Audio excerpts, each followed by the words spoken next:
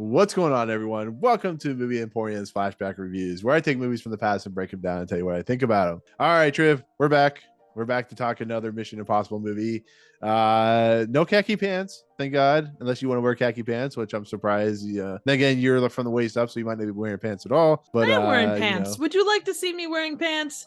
Khaki pants, actually. No, You're so enthralled with Tom Cruise's khaki pants. I think you should I wear khaki am not pants. enthralled. I think they're terrible, and I'm glad they're gone. Back to bitch Not basic necessarily. black. Well, I mean, they could be khaki black pants. Oh, jeez. There's You no don't such know. thing You as don't know. khaki black pants. There isn't my world, Triv. There isn't my world. Well, Stop your it. world is weird, and I think you need to go see someone about your world. I know. I try. So, all right. So, with that said, Mission Impossible has at this point kind of fledgling failed. Not really failed, but failed on a critical level. It's the downturn that was Mission Impossible 2.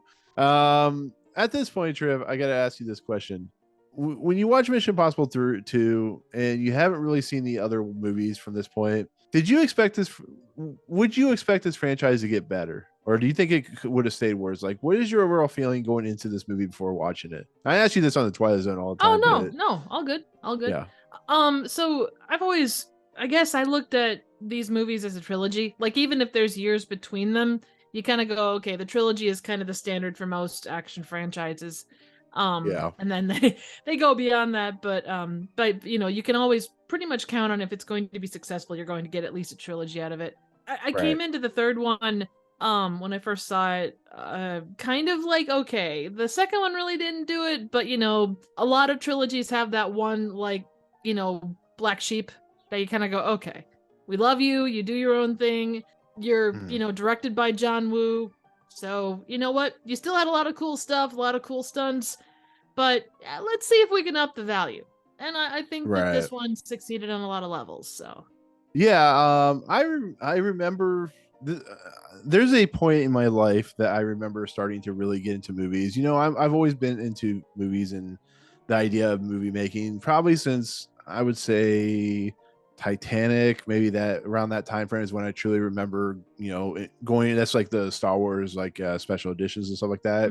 But when I really started to follow movies, and I will get to my point here in a second, but when I started to follow movies, I started to go online, I started to read about them. It was like kind of my main go-to. And one of the first films that I kind of really followed to a T was Mission Impossible 3, because to be fair, I did enjoy Mission Impossible 2. It was all I had at that point. Mission Impossible had come out, that was a better film, but Mission Impossible 2 was really all I had. So Mission Impossible 3 I followed because this was a film that originally was supposed to have David Fincher attached, and I am a huge David Fincher fan. I have been since Alien 3 and 7. I mean, I didn't really watch 7 till probably 99 or whatever, but these films I was really into. And so David Fincher was brought on in 2002. So Tom Cruise had let this franchise sit for a little bit. He decided he wanted to bring it back, kind of reinvent the franchise. This is before his couch jumping and stuff like that. His he had already been part of that group, but this is before he went crazy and people started liking him for a while.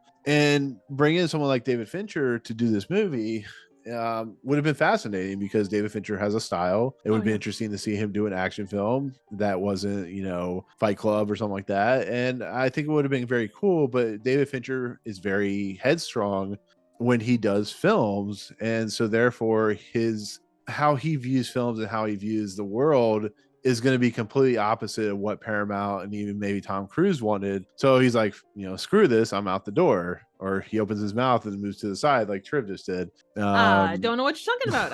I didn't do anything like that. I think you're just seeing things. Probably. I didn't done to see things. So anyway, so David Fincher's out. I think he, at this point, it was his 2002. He went on to do, I don't know, like Benjamin Button or something like that. And so Joe Carnahan was brought into the mix, and Joe Carnahan is a very bombastic director. I don't know if you know any Joe Carnahan films, like Narc or nice. What's that Smoking Aces movie? Yeah, that's great. Yeah. And he I think he did Cop Shop, the recent film. a few years I haven't ago. seen that one with Kevin Hart. No, not Kevin Hart. No, Cop Shop has it has Gerard Butler. It's where it's kind of like a Oh, retelling okay. of Assault on Precinct 13. Yeah. So, It's going through anyways, Joe. his like like people invading the thing, and then they have to go protect the thing. Like he did the Yeah, whole like White yeah, like House thing, yeah, and they're going there to like break someone out of jail, and it goes yeah, horribly wrong for everyone, that type of thing. But he came on, had creative differences because Joe Carnahan, once again, like David Fincher, has a very specific view in mind for a movie. And so after everything's said and done, I think 2000 by 2004, Tom Cruise is like, what the hell? And I remember reading all this because I'm like, oh man, David Fincher, okay, Joe Carnahan, cool, cool, cool. And so at this point, I think I'm a huge Lost. I think Lost had just finished his first season or was in the middle of first season. One of the two things was happening. But Tom Cruise talks in interviews and talks how he truly fell in love with Alias. And if you watch this movie, it's very much an Alias feeling type of movie. Not only with Keri Russell, no, Alias had Jennifer Gardner, but Keri Russell. But this movie has that feel of like a TV spy type style movie. And of course, Alias was created by J.J. Abrams, who had written like, Armageddon, and he had, done Felicity and Alias, and was getting ready to kind of explode with Lost, doing the pilot and be kind of like one of the showrunners with Damon Lindelof. But Tom Cruise is one of those individuals, when he gets focused on a particular individual, he will stop at nothing to try and get that individual to work with. That's why Christopher McQuarrie is the kind of go-to guy with him now, as well as Joe, the guy who directed Top Gun and stuff like that. And yeah. so he's brought on. Unfortunately, they get Alex Kurtzman and Roberto Orsi to do the writing for this movie, which they did Star Trek and stuff like that, the Oof. 2009 Star Trek, but they they Yeah. they also did Transformers. They're not as bad as like David Kep when it comes to big budget action. But when you when you think about a movie like this going into it, and this is JJ Abrams' first film, he's given $108 million budget. They bring in these two writers, and Tom Cruise, and they're bringing in like Philip Seymour Hoffman. They're bringing back Ving Rhames, Michelle Monaghan, who had just done Kiss Kiss Bang Bang, Billy Crudup, a couple other people. Going into a movie like this, would it seem like something that would be successful to you? Like, I know I've been talking for quite a while, but like, what do No, you no, think no, about, no. if you see I something like this series, like, let me say this series has had directors that have been not known for one doing live action films, doing a film period, and then you get like Christopher McQuarrie, who had written stuff like Way of the Gun and Usual mhm. Suspects and stuff like that. And I don't know. What do you think? So I'm not gonna lie. When I first saw this, I, directors weren't really my forte. Like I saw it was a big movie. It was a summer movie. I had seen the previous two. I didn't really give it a lot of thought as to like who directed it. Acting wise, yeah, I think that like I love Ving Rhames. Um, so it was almost a no brainer as far as going to see it. Reviews were generally positive at that point, and the actor lineup to me looked pretty solid. Um, Yeah. Plus I love Simon Pegg, so it was just Oh a yeah, thing yeah, of yeah, yeah. so just like in and Maggie Q. And I just was kind of like, well, let's go and give it a try. It wasn't really a thought. It was just a okay, I'm going. But yeah, going into it, I definitely it's not one that I wasn't going to see. It was one that I had on my list. I was anticipating it, and it's like, you know what? Let's go see this bitch. Yeah, Right? no, I agree. I was really excited. I remember because I was actually I had I've been in Orlando for a couple of years, and I remember being super excited for this film just because I love Mission Impossible, and I think the first one's fantastic, and I was ready for kind of rejuvenation if it was successful. But unlike now, where it's kind of proven its worth, at the time, you had Mission Impossible 2, which wasn't well received, and you go into a movie like this, and you're like, I hope this is good. I hope this is good. And for the most part, I think it's successful, and I think this is like where the series started to kind of turn. The problem though is that the series has, or this movie has a weird tone to it. It feels a little too much of a TV spy movie in a lot of respects. I can see that. And yeah, and it once again has two characters played by John Rhys Meyers and Maggie Q, who John Rhys Meyers, I don't think he did The Tudors, right? Is that right? He did Is The it Tudors. He did Bend It Like Beckham. He did Well, I I always meant got like the him. T. Oh, No, go ahead. Go ahead. I always got him and the guy that played in Indiana Jones, John Rhys Oh, Davies. John No, Rhys Davies. yeah, yeah. I was Yeah. like not how they looked, but just their names. Uh, Like for the longest time, I was like, oh, it's John Rhys Davies. Which one is that again? yeah, it's yeah. There's Gimli and there's the Slightly guy from the different Tudors. tones between the two of Age them. and like stature and stuff. But Oh no, god, but just a like little bit. but it introduces characters like the head of the IMF, who's played by Lawrence Fishburne. Once again, Maggie Q and John Rhys Meyers, I feel like are kind of empty characters. They're not given much to They're there do. to fill roles. They're basically Yeah, that's their role. right. You, You know, it brings in Billy Crudup, which there's a reason he's not in the other movies, but it brings him in. I thought he was going to be interesting. Michelle Monaghan, thank God they did something with their character later on, but she yeah. disappears for the most part in the fourth movie and kind of afterwards until like later on.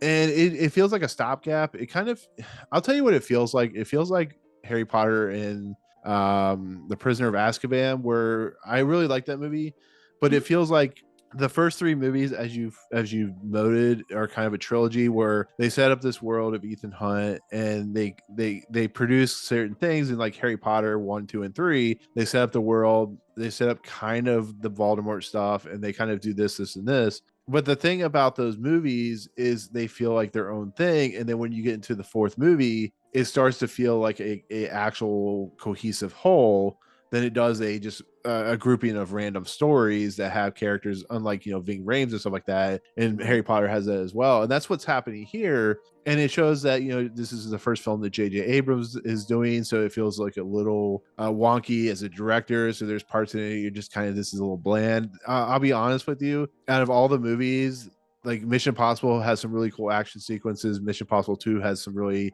bombastic, stylistic sequences. Outside of maybe the jumping off the building in this movie, there's not a lot of interesting action in this movie. It's very toned down. It has action sequences, but it's more of like I don't know the best way to explain it. It feels like a director that just was given a pretty decent budget, but instead of focusing on the stylistic bombastic action, it felt like more, like I said, like it would have been filmed on TV, or like MacGyver or Miami Vice or anything of that nature. I mean, yeah. I can kind of see where you're coming from with that. I mean, I think to some extent you get, like, the last movie was so over the top with the action. I mean, John Woo at the helm, you're gonna expect that. I think that maybe they were trying to like do a 180 from that, and maybe they went a little too far that's the other possible. way. I mean, honestly, the things about this movie, like, I always kind of looked at 1 and 2 as this was kind of a nice balance of 1 and 2. You got some of the humor, you got the little bit of bombastic stuff, but by and large, it followed kind of the formula. It kind of balanced the complex plot between 1 and the very loose plot of 2. Right. But I can see what you're talking about as far as like they kept it more cerebral, but I think that was kind of the point, like they saw what was done in 2 and said, okay, we need to bring it down a notch, and they went a couple notches too far. Right. And I think the reason I think that now compared to probably when I saw it then is when you get into 4, 5, and 6, and I'm sure 7's the same way, or no, 4, 5, yeah, 7's the one coming up. I think what Tom Cruise and his directors eventually did while using the Burj Khalifa, while jumping doing a halo jump, while holding onto a plane, while just doing all these like crazy insane action sequences, it makes this movie look quaint by comparison. And I don't think that's necessarily, I don't think it's a bad thing, but I do think it is a disservice to the franchise, to just the Tony nature, because this is a movie about absurd situations that people get themselves into, and there is absurd situations in this, but it feels so just small. It's like when you watch the Avengers and then you watch Avengers Infinity War, and you go on and on and on. Like, Avengers feels very quaint. It feels small. It feels, Yeah, I it's a can see that. globe-trotting adventure, but it feels small. And as the movies, continue, it gets bigger and bigger and bigger. And that's the same thing here. It just, this movie feels small by nature compared to everything else that comes, comes after it, I guess you could say. Yes and no. I think yes, there's not as big as stunts, but I do think that Uh, they make up for that with like weird shit happening. Like, and I know we'll get to it, but the one character that is essentially taken out by like a truck rolling over top yeah, of yeah. Tom Cruise and him. You know, the fact that they blew up like a Lamborghini, like the whole thing with the masks, which they managed to make it interesting. Like Mhm. there's so much of that kind of stuff. I mean, chick's head blowing up because of a bomb, she just kind of goes and her eye goes and I mean, there are a lot of moments I know, I like where get it. he's like Yeah. rolling down the side of the building, or he's like, we don't see the actual thing, but then he like jumps out of the building and then he ends up like being parachuting all over the city because of the wind. And there's just, I Well, think it's smaller moments, but I'm not going to say yeah. that they're less. No, I get that. I guess it's just I guess I'm on that perspective of like having seen the other movies. So I maybe your understand. opinion. I'm gonna ask you when we get to six, like if your opinion changes. Remind me to ask you Oh that, no, which we'll probably forget. But I'm absolutely, gonna ask you if you feel the absolutely. same way because of just what those other movies do. But I also find it funny that this movie, unlike the other movies, which have a define like MacGuffin, there is no defined MacGuffin outside of being a object called the rabbit's foot that doesn't really have a it doesn't really isn't defined on what it is. And It's I a don't know if literal that's definition of a MacGuffin, though. It's like it's a thing. We don't know what this thing is, but well they literally name it as such. right. I'm kind of wondering if that was a joke that they decided to play off of, or if they wanted to play off the tropes of like we always know what the MacGuffin is, or if it's like the Ark of the Covenant, or it's like I don't know whatever object it is. And I wonder if like JJ Abrams and the writers went in there either we don't know, we're just gonna add some unknown object, which I love that Lawrence Fishburne goes, I'll explain it to you later, just go on your holiday or whatever. And but yeah, but like I just think that this movie, though I have those problems with it, I still think it's fun. I still think it's entertaining. I think the fact that even though it's kind of odd that Ethan Hunt just has a relationship in this movie, that he is like settled down, even though he's working for IMF, he's kind of settled down. He has, a wife that he has a girlfriend that he's going to marry. It's like his fiance, who's played by Michelle Monaghan. I think that's interesting. And I also think it's interesting that this movie sets up a flash forward, which is kind of like what JJ Abrams and Lost has all been known for doing, Oh is those yeah. flash forwards and backflashes and stuff like that. But it gives us like a scene that will pay off later. And no other Mission Impossible movie has done that. They'll have their opening action sequence or whatever, but there's never this moment. This is like one of the most unique moments in the franchise because we have Ethan Hunt who's tied to a chair. We have Michelle Monaghan, who's his fiance, soon to be wife. In the other chair, we have Philip Seymour Hoffman, which I don't know if you agree or not, is probably the best villain in this. I mean, he's to Of me the the best ones villain. Is Yeah, go ahead. I've only seen, I've like three was the last one that I saw. So of the Right. villains, yeah, he's amazing, Yeah, absolutely and fantastic. the fourth movie is kind of a random like villain. I think Leia Sadu is the better villain in that movie, but he's like the main villain is like just kind of a blank slate of a villain. Five brings in I think it's Sean Baker or something like that, who ends up being kind of a villain, and they have whatever. But yeah, this to me is like the best villain of the franchise because it's Philip Seymour Hoffman, and he's just a fantastic Yeah, actor. Rest in peace. But absolutely. he's just fun as a villain. Like I love him as a villain. It's just amazing. Oh, he But has no fucks to give, and it's hilarious. right. And he gives this like countdown to he wants to know where the rabbit's foot is at. And Tom Cruise is like, I gave you the rabbit's foot. And he's like, he starts counting down to 10. He shoots his future his wife in the foot, or shoots Ethan's Hunt wife in the leg. And Ethan Hunt's like, don't do this. It's in whatever, just don't do this, and blah blah blah. And then it basically goes down to one, and then as Tom Cruise screams, as she's shot and killed, it goes to the Mission Impossible opening. And I really like that because you're like, oh my god, they're really going for this. They're really, they're really going to put Ethan in a very dark place, which he's been in dark places before, but you're killing his like true love at this point. Yep. His one and And I only. mean, yeah, his one and only. We no longer have Thanway Newton in this, or I don't think he had anybody in the first movie, or actually, I guess he No. had the what's her face. But I mean, what do you think Kinda. about that opening? Oh, What's that? it was really good. And it was Uh-huh. you kind of get all, it kind of gives you the not that it doesn't give you hints as to what's coming, but you see Yeah. this moment of peril. It's like a great cliffhanger, and then you go into the, it's like they hit you, and then they hit you with that amazing open, like the Mission Impossible open, and that's so good. Yeah, no, Yeah. absolutely. You kind of get your main players. You get Philip Seymour Hoffman being a total badass.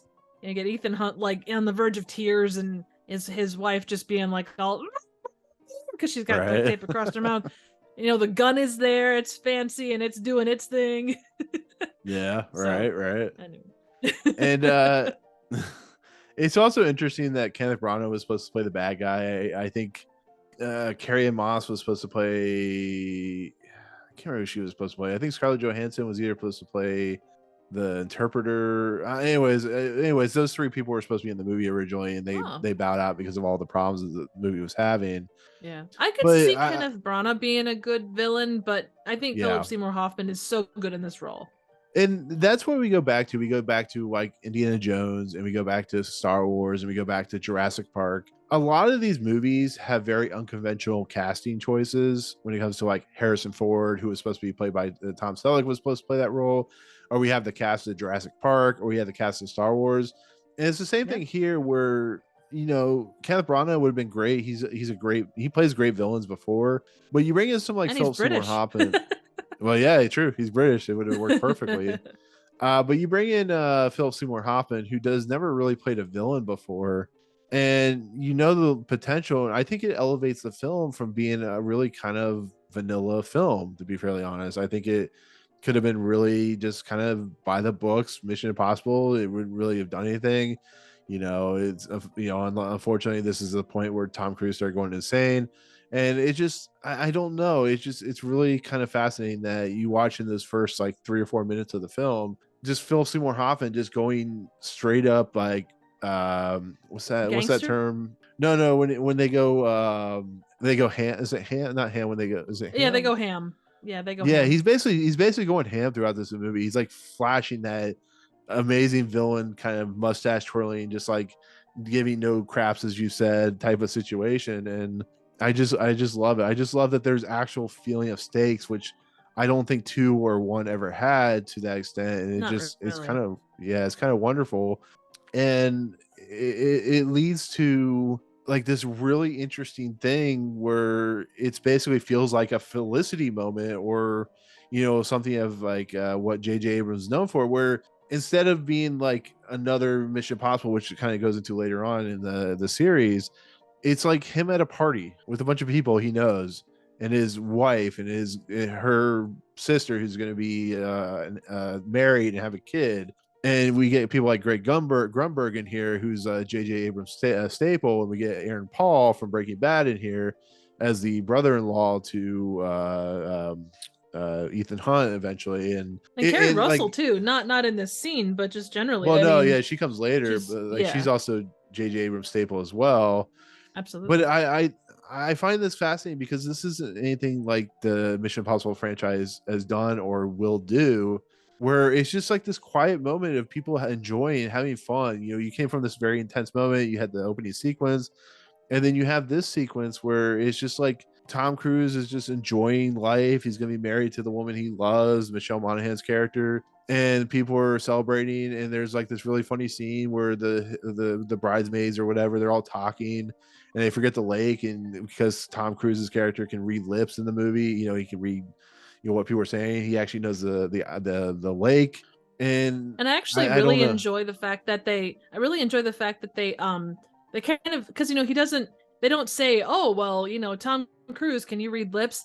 They show as compared to doing, and that's something that this series has not always been known for. Like, there is so much exposition by and large, and to have that moment where you don't rely on that That was really, really nice. And also with this, we never see, just to see him as human, because up to this point, especially with the last movie, it's very much a case of, well, this guy clearly can't die because he's been blown up, shat out of a, I don't know, elephant, and made to eat bombs and crap, and he's Yeah.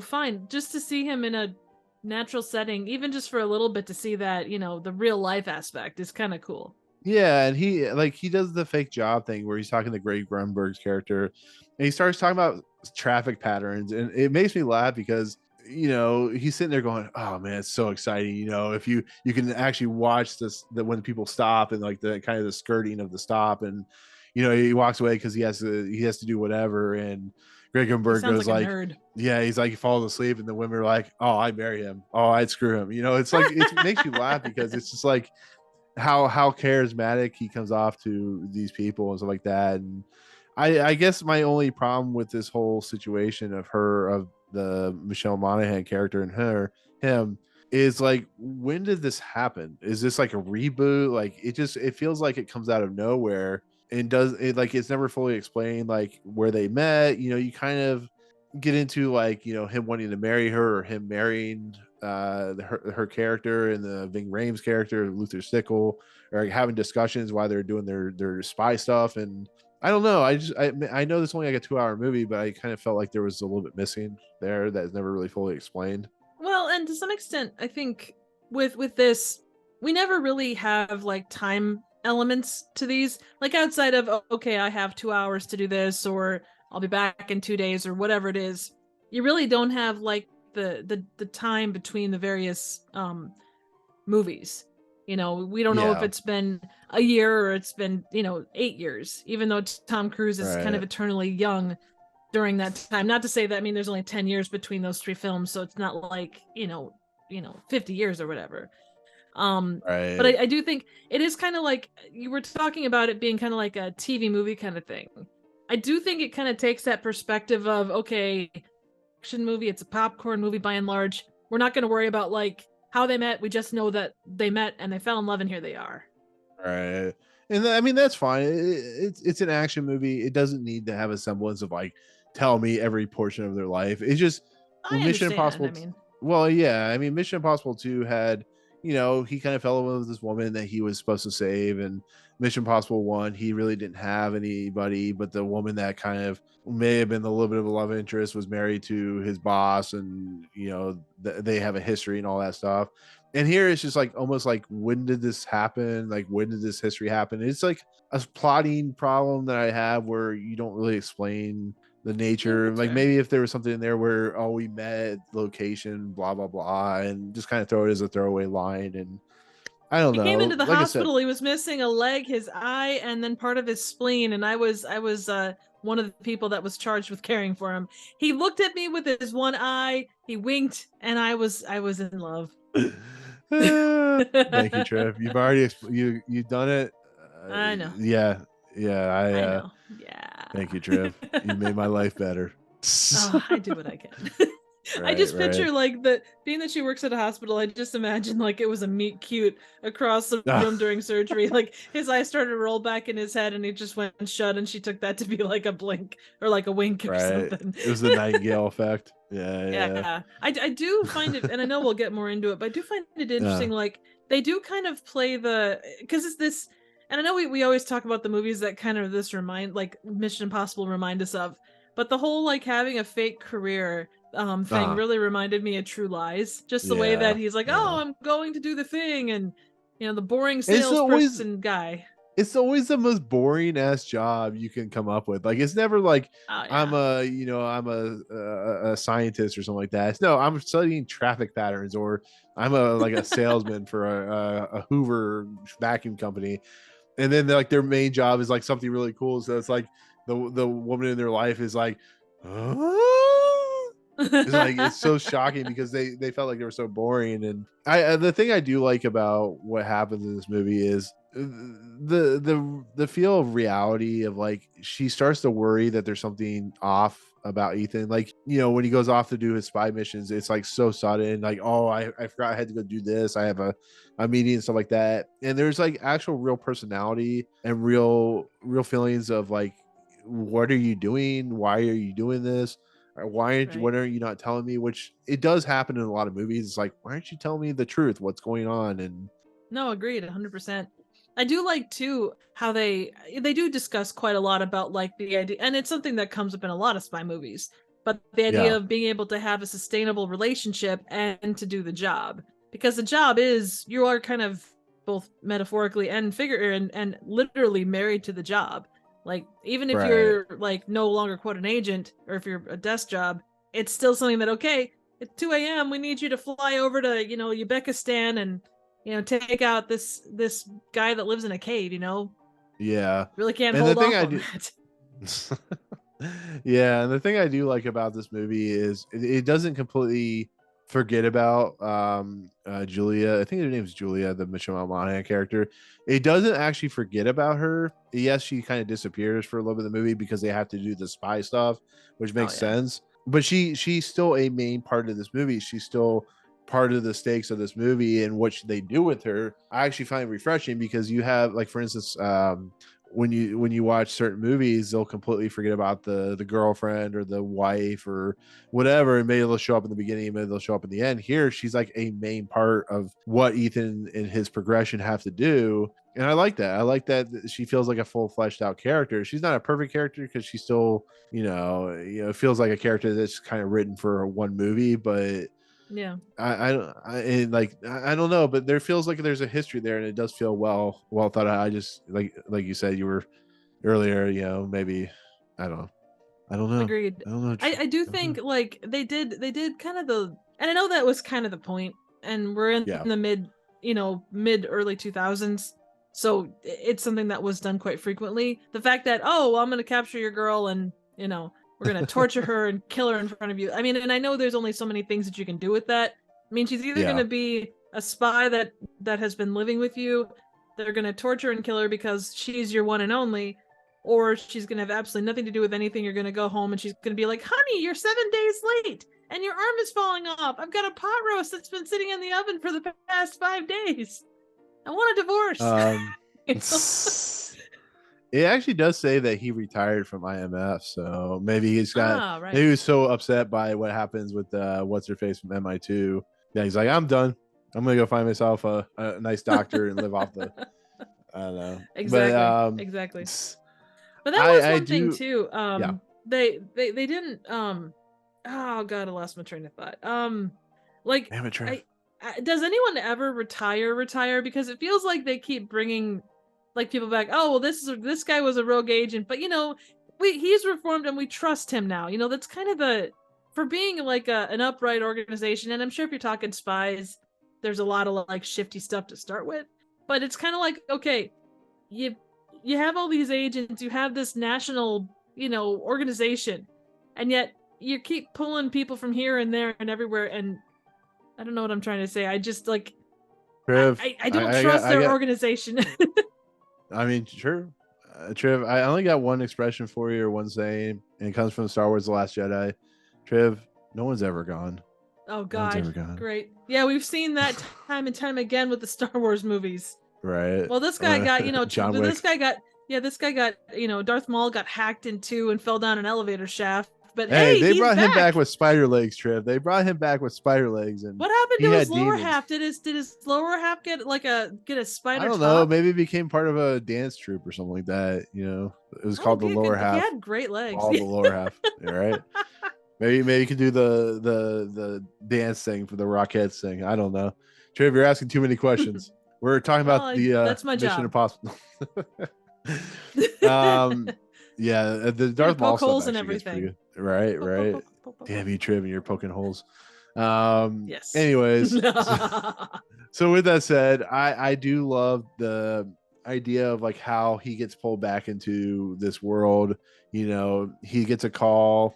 It's of course the thing I was complaining about in like Mission Impossible 1 when he calls the IMF instead of just calling like like this is a thing that runs through the rest of the series where he'll call IMF, it'll be like a cleaning company or whatever, and this time they're talking about you won free tickets or whatever, so he knows he has to go to like the 7-Eleven or whatever.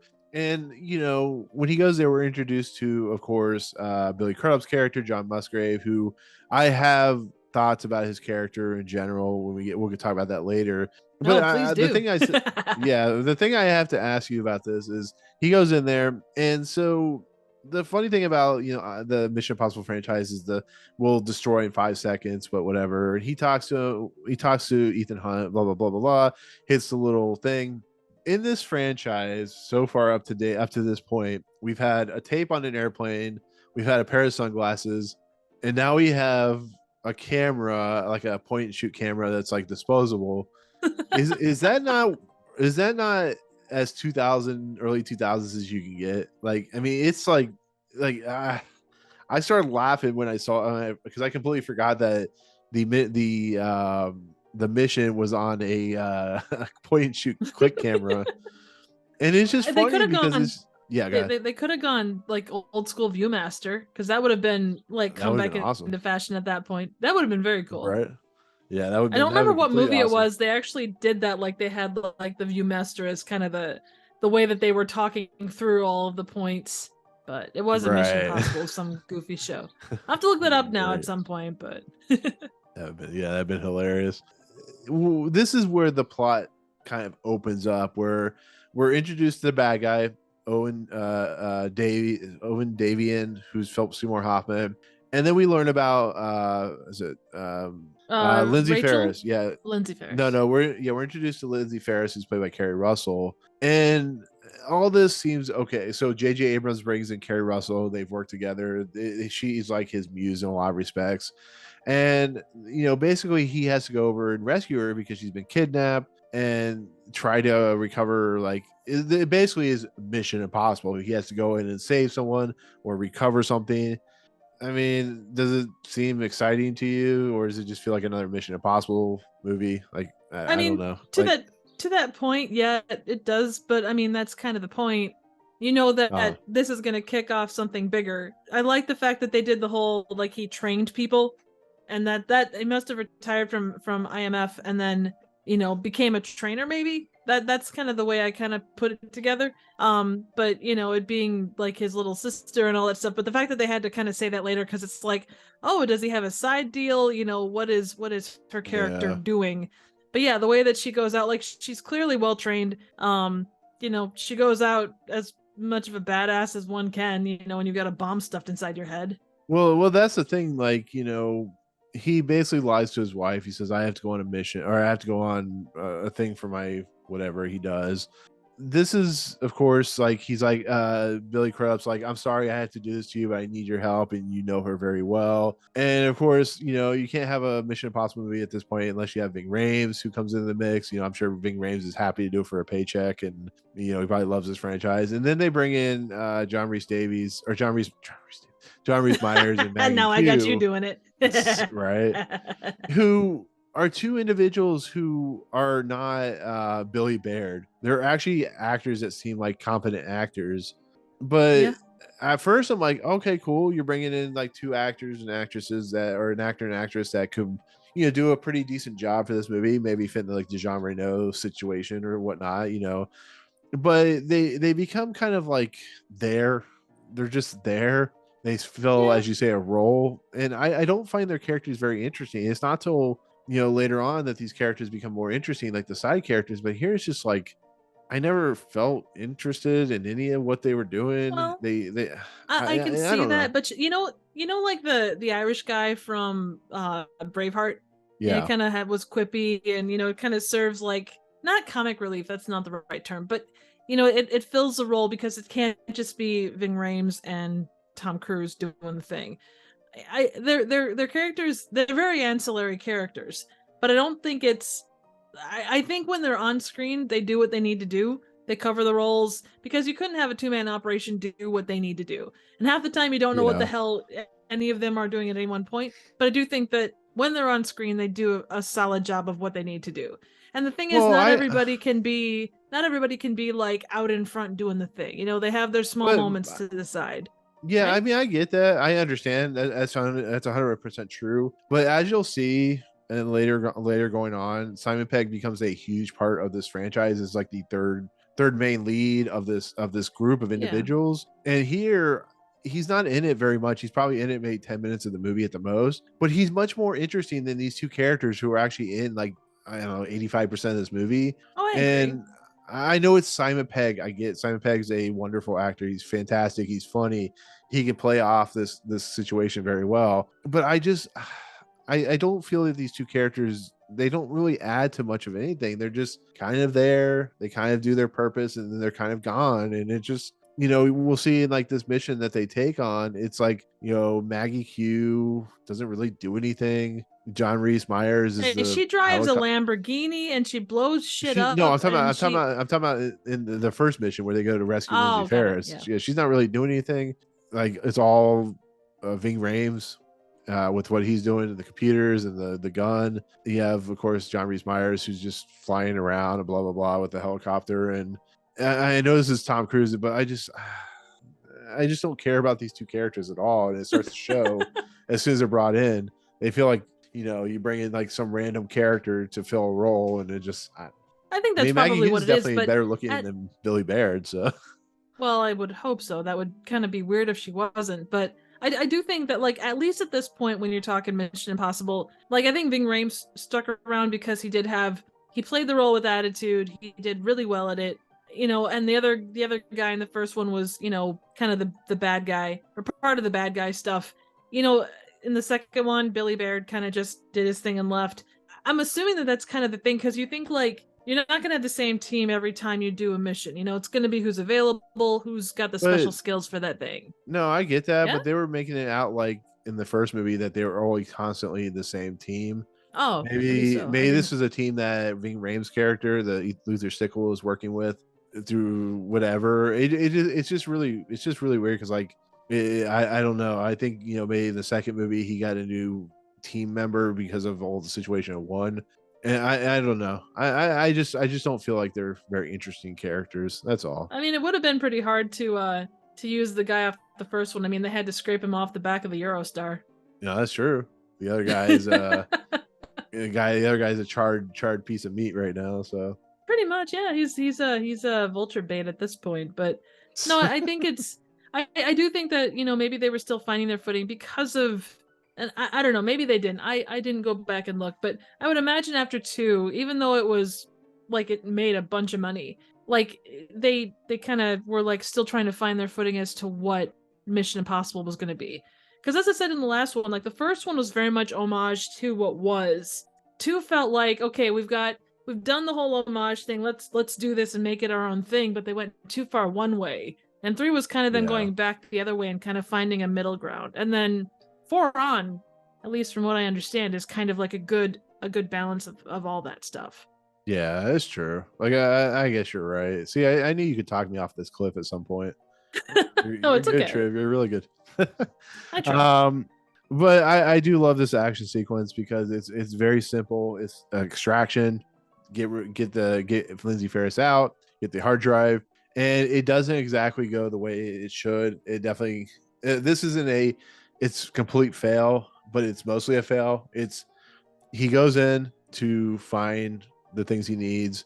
It's in this warehouse in Germany or wherever it's at. He basically uses devices that are going to be triggered to blow up the factory so he can get away with whatever.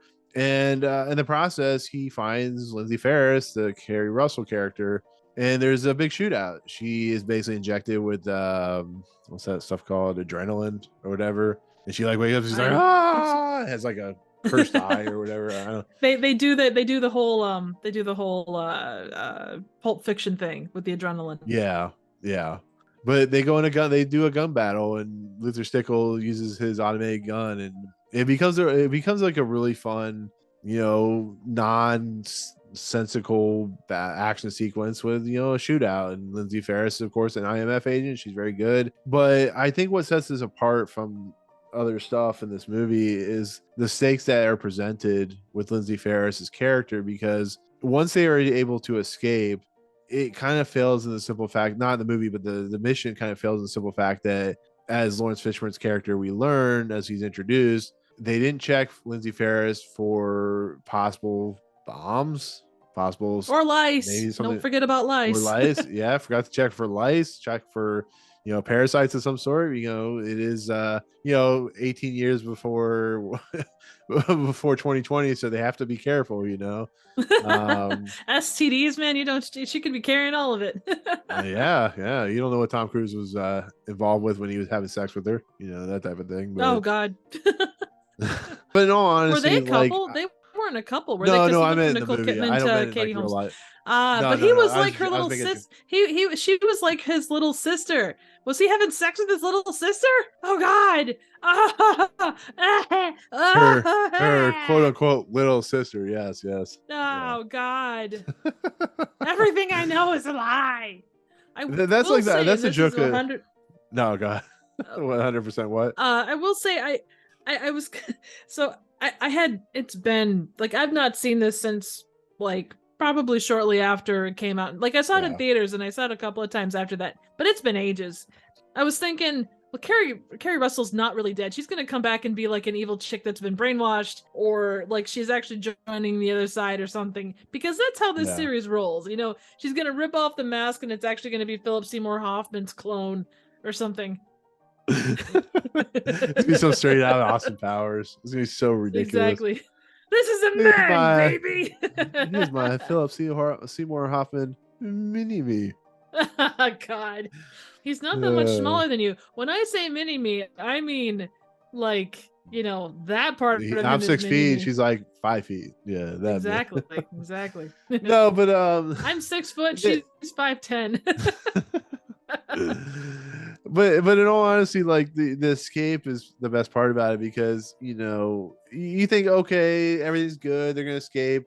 Well, it's not so simple, because the apparently bomb that she has in her head, this little capsule that when triggered can kill her instantly, is set off, and you think, oh, Ethan Hunt's gonna be able to find a way.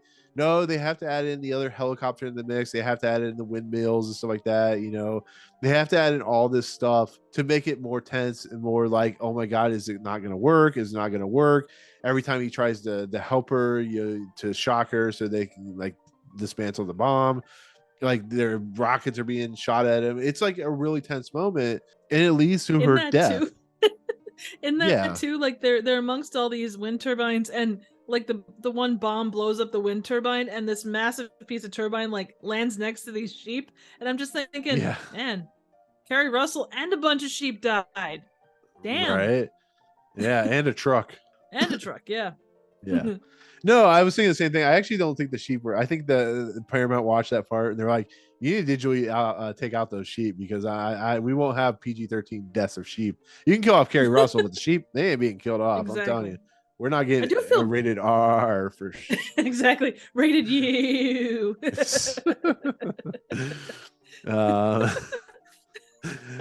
either way, sorry.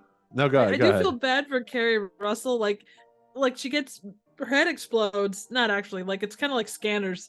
You see her struggling, and all of a sudden she, like, her one eye goes all wonky, and then her other eye goes off and somewhere else, and she's and she just does but it sets up like actual stakes, and like people don't survive, and or at least good people don't survive.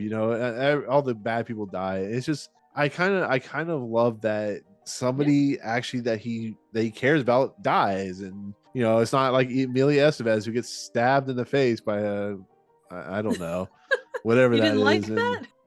No, I thought it was great when Amelia Estevez gets stabbed. I'm just saying in general, somebody that he actually cares about doesn't survive or is not a mole or something like that. And I don't know. I find when they do that, damn you. I find that just like kind of powerful stuff, and really gives some levity to a film that is a bombastic action movie in a lot of respects. And it basically sets in motion him getting reprimanded every 5 seconds, Morpheus, and him exactly. And how how does he go back and forth like, well, in the first one they were like, well, we think that you're a mole. More. Anyway, in the second one, he goes off the grid and does the thing, screws everything up. The third one, it's like every other minute they're being like, captured, and they're like, oh, everybody's after you, Interpol, you're on Interpol's list and all this stuff. But oh, hey, the government or the White House wants your help, and that would cause me whiplash. I'd be like, oh, am I in their good graces or am I not in their good graces? I can't remember. Well, I mean, you have to have conflict, Triv. You don't know anything about writing. You have to have conflict. Well, you It's could like have when conflict I that doesn't steal your involve him doing the I thing. mean when I get the deed to your theater, it's conflict. I'm telling you what. You know what? You're gonna have to get through my very intensive security system, which involves 3 hamsters inside of a trench coat. Well, I mean, I have a microdot, so I'm good. I'm good. I'd like you're gonna have to figure out a way to use that microdot, which I highly doubt you will. So Hey, I've been to the library. I know how to use microfiche. you don't, but bigger fish are better. They cook up nicer and they look better on the wall. Yeah. Anyways, so You want the mega fish, not the microfish. Oh my god. So he comes back home. He's all like upset, of course, as he would be, and he gets reprimanded by Lawrence Fishburne's character, whatever his name is, Bombast, or I don't know. It was called Morpheus. Basil? Yeah, Basil exposition. Yeah, exactly. I do like that we see, like, we actually get a actual tangent, or not tangent, but we get an actual location for the IMF, which looks like another Washington DC building with places, and it feels like a very traditional building with like scientists and police force. And I feel that this is where this movie kind of grinds to a halt a little bit, because it's just him talking, him telling Lawrence Fishburne just being angry through this entire movie. And I mean, it's until just the end. Yeah, until the end, when he just says, hey, you're not longer reprimanded, but you know what, go on vacation, I'll tell you later, and then not show up the rest of the entire franchise. Exactly. I got fired. And I do kind of like that they have the whole like buddy ending where you expect him to laugh, and then it freeze frames on them, and then all of a sudden all the credits roll.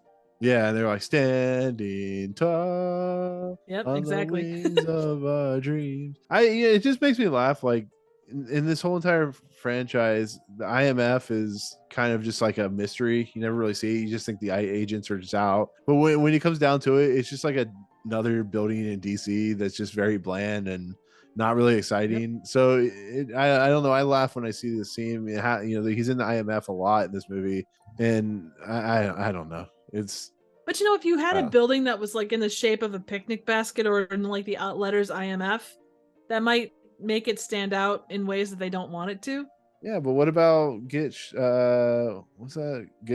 shorty, or get smart?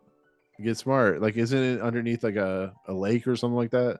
I don't think so. At least I've only ever seen the movie. Well, yeah, that's how you enter, and then you have to go through like 15 or 20 doors and not get your shirt caught in the doors. So, but we're in the early 2000s. It's about budgeting. If the IMF of the 1960s could be more elaborate, because that's what they did. It was about appearance. We're in like early 2000s, like corporate America. Everything looks the same. You need flash. You need flashiness. You need big signs. That's actually the best part about Men in Black. If you ever watch it, it's like the building's like substandard. It's like this big building with a big wind turbine, and then that's awesome. You go down there and it's actually like interesting to look at. Here it's just like a corporate building. I mean, I don't know. But he goes to an agency. I mean, regardless how cool they are, I guess it's still a government agency. Or we think it's a government agency, I guess. But he receives the microdot.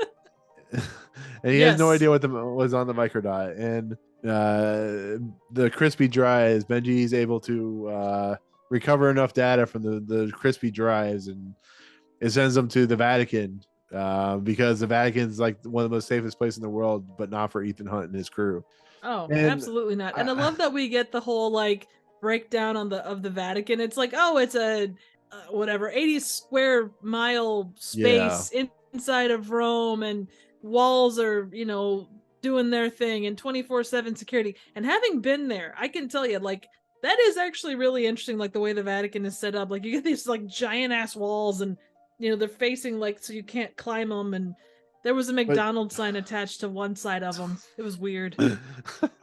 but Triv, don't you know the best way to get yourself into the Vatican is to stop a street, find a way to climb up the side of a building, take a picture of the Vatican security, because apparently the security in the Vatican are literally they're not paying attention to the cameras at all at any point, Nope, and not they at like all. fall on the other side, put on a Vatican person's robe, and all that without anybody on the street noticing, because they're too like distracted by the smoke of the truck.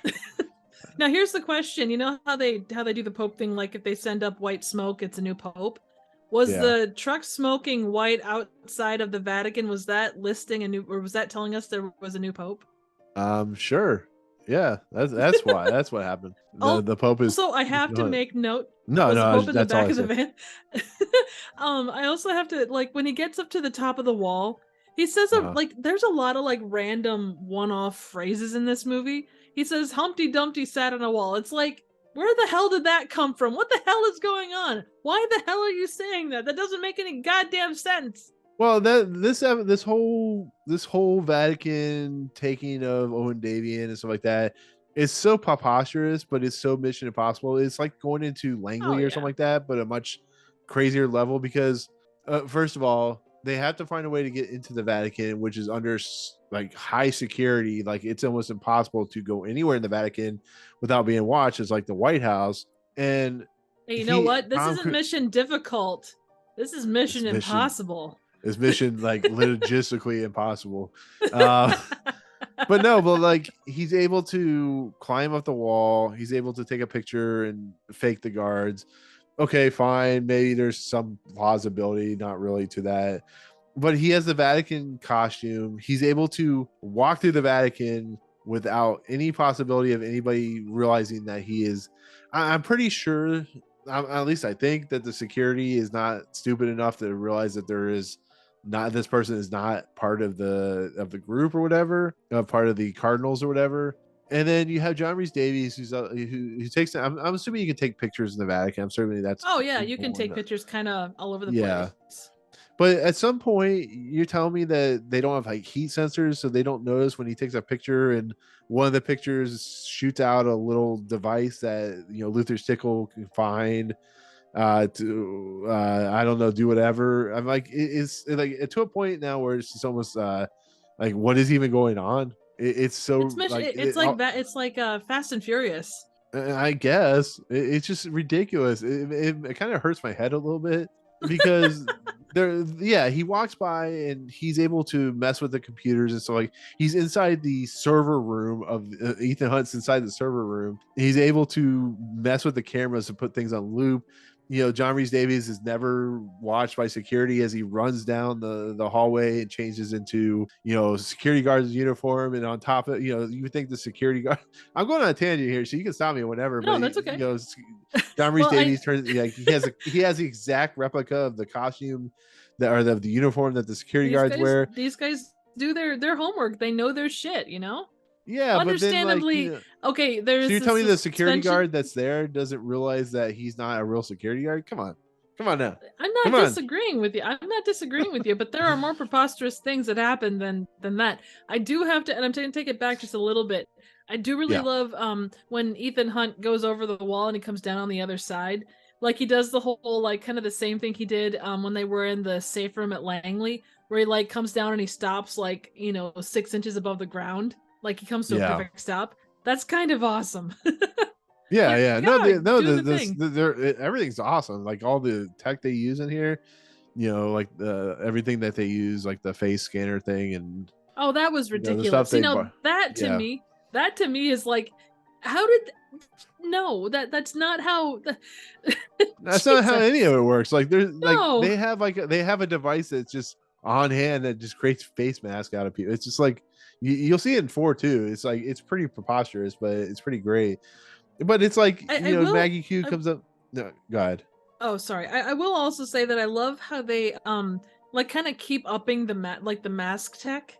You know, like they kind of give a little bit behind the scenes in this movie. So like they show the mask being made. They show how they get like the words or like the verbiage and stuff on But is it the being little. made out of like latex, or is it being made out of styrofoam? Like, what is this mask being made? Because it like shatters into pieces as it's being, cut up to the face of Owen Davey and stuff like that.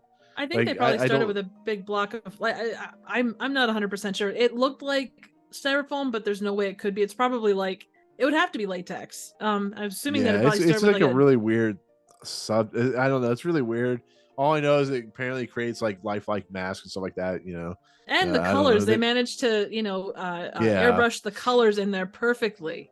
right. So I mean, it's like you just kind of have to forgive it. Unfortunately, it's like that's why I'm more or less joking, but really Oh, kind I of get complain you. about Maggie Q comes up in this really nice vehicle, and of course she's not on the list, and then John Rhys Meyers character comes up, and he like no security guard has probably ever seen this guy before, but they just kind of go with it. And she gets in, and it's just a lot of like random stuff that starts to happen that is almost implausible. And then on top of everything, Ethan Hunt's, like I said earlier, is messing with the servers.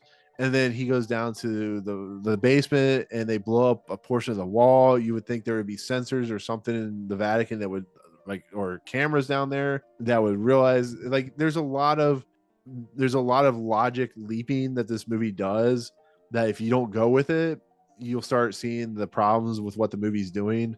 I think that my Uh, favorite part of the whole like this whole part, and obviously uh, if you're a spy you learn to talk to speak a lot of languages fluently, but the fact that every single one of them speaks fluent Italian. Maggie Q speaks Mandarin, like the one guy, or I guess it's Tom Cruise, speaks Czechoslovakian or Czech. I yeah. I'm just like, holy I mean, I do they go The to the like best. some random, like go to Uzbekistan, and I don't know why I keep using Uzbekistan. It rolls off the tongue. But can you imagine, Yeah, like, yeah. did they go to Uzbekistan and they speak whatever the native language is there, like perfect dialect, perfect everything? Well, It I just, mean, I don't the know. best part the best part in this movie is when Ethan's running down Shanghai, the streets of Shanghai or whatever, and he's just like telling people in Chinese to like move out of the way. It's like he keeps saying it as he's running, and the camera follows him. It's actually, it's not supposed to be funny, but it's supposed to be like more suspense. But it's funny because he's like, he's saying, move, move, move. I need to get out of here, and he's just doing it as he's running. It kind of makes me laugh, but I mean, like I said, you have to kind of go with the illogical reasonings because it wouldn't be a Oh, Mission Impossible. completely. I mean, we're talking about a guy who climbs out of the Burj Khalifa or hangs on the side of a plane that's going 500 to 600 miles an hour and survives and stuff like that. It's just, you kind of have to go with it. I find it funny because it's so preposterous, and they're able to, like I said, blow up the side of the wall, and they're able to get in there, and then the best part about the sequence is they start having a discussion about the fact that Ethan Hunt earlier before this mission got married, had sex in the hospital, which of course that's another thing, but he got married to Julia's character, and they have the they have the discussion between Luther and Ethan are such good friends at this point that they have a discussion about, Luther's like, I don't know why you're marrying her, it's a bad idea. It's just like two bros around a beer. In this point, they're two guys that are spies, but they're like almost like they're having beers discussing why it's a bad idea for to get married. It's like, that's good writing. That is funny to me. That is like a Oh, it way to is. like relieve the tension and stuff like that. It almost gets to a point where they're talking about like, is she good in bed? Like I was waiting for that kind of stuff to happen, but it runs through this entire movie where they're talking about it. They're like, having discussions about it and stuff like that. And he's questioning why he's doing this, and it doesn't feel like something that Ethan would do. And I don't know. I love it because it feels natural, but it also Oh feels no. like hilarious in the situation that they're presented. I mean, they're standing over like the mask of Philip Seymour Hoffman. So I mean, and he even says to him when he says, "Oh, hey, I got married." He's like, "Here's a wedding present," and it's Philip Seymour Hoffman's head. Or was it Happy Retirement? Whatever it was, it was. Yeah, I don't. But it's really, really funny. Like I said, this is how two people have good chemistry in a movie, when they're able Oh to yeah. do scenes like that. It feels natural, but it leads into Maggie Q's character has to basically spill wine of some sort onto Philip Seymour Hoffman's character, Owen Davian, to get him into the bathroom. This is where we kind of finally see the rabbit's foot, the thing that is the location for the rabbit's foot, the little briefcase. He goes in there, and of course, he's attacked, of course, by Ethan Hunt or whatever. And I love this scene because, once again, it has to be. They come out of the. I think they come out of the wall or something like that. He sees Ethan Hunt as Owen Davian, and they haven't done the voice work yet, and you can imagine Owen Davian going, "The hell," and like they make him read the words, and then they knock him out, and of course the security guard comes in, and like John Rhys Meyers' character is holding on to the real Owen Davian, and Ethan Hunt's sitting there going, "Oh crap, he's gonna want me to talk," and they're still trying to buffer in the voice work, and he's like. And it's like this security guy's going, "What the hell is going? What the hell are you doing?" And he like starts walking towards him, and the door closes. Like all this stuff, it works in perfect synchronicity because it can like completely collapse at any moment's notice. But there's a lot of like stuff that's happening that can never happen, and then he finally talks, and he gets invited to Maggie Q's hotel room to have hanky panky, and it's just like. It's like scene's so ridiculous. They blow up a Lamborghini, and they ride down a boat down the Sinai River or whatever it is, and the Tigris, the Tigers. No, Tigris River, what the hell whatever. is it? I can't remember what the name of the river is. But I mean, anyways, like yeah, I mean, whatever it is, but I mean, it's just absurd. Like it's so absurd and so ridiculous, and just you kind of love it for it. I mean, I don't know. Oh yeah. No, absolutely. I mean, the fact that the bottom of the Lamborghini like parts to be able to go down in between a car and the like down a manhole, down to where Luther's waiting. I mean, it's so ridiculous, but that's what makes it awesome. I mean, those are the kind of like little moments. They're not little, but they're. And like Maggie Q is like, "Oh, but it's such a nice car," and it's like, even though it's a nice car, you blow that shit up now. Right. It's like we're on a mission. Blow the crap up. It's like she's like, but you see like the expensive dress and the nice car, and she's like, "Son of a bitch! If I only a different." And I will say, props to her for going down the stairs into the sewer with like gigantic like high heels on, like spiky high heels. That would not be simple. She's a lady Triv. She does it in style. If Bryce Dallas Howard can do it in Jurassic World, Maggie Q can do it. She really couldn't do it in Jurassic World, but I'm trying to make a point, Triv. I'm trying to make a point. What point is that? Crazy people do it in heels. That is true. I don't know. I guess. I mean, I don't wear heels, so I couldn't tell you. Right. Anyway, and I mean, they're able to kidnap Owen Davian, take him hostage, make it look like he was dead. It's really strange that this guy gets in a car with a random woman and dies by explosion, but whatever. I mean, if you're gonna go out, it's best to go out, with that, I suppose. I guess go out with a bang. Absolutely. Yes. I mean, Musgrave tells Morpheus about this, and they do a dance in a cave somewhere, and yeah, so it leads to Ethan Hunt basically almost murdering Owen Davian in a plane, which is my biggest fear of being thrown out of a plane high up in the air. What's your fear, Trip? Is it being thrown out of a plane high up in the air? It ranks in my top 10. Weirdly, it's lobsters. Being thrown out of a plane with lobsters? No, just lobsters generally. Oh, I wouldn't watch One Crazy Summer if I were you. There's many lobsters. I'll try not to. I did like in this part how like, and it's down the way a bit, but Philip Seymour Hoffman is sitting there taunting Ethan, and all of a sudden it gets to Ethan, and I like the fact that he broke him in that respect, because in theory, he's been an agent for so long, he should be able to overlook that kind of threats. Trev, you're missing the trees behind the forest. He now has a wife. He has a dog. He has a house in the suburbs. He has Aaron I don't Paul care if he's got like 3 houses in the suburbs. He works studying traffic patterns. I mean, of course he's gonna be upset. He had to go on a recruiting mission. his ex lover died, and he now has to deal with the guy from Twister, who's now has the possession some random like weird MacGuffin. I mean, of course, wouldn't you be upset?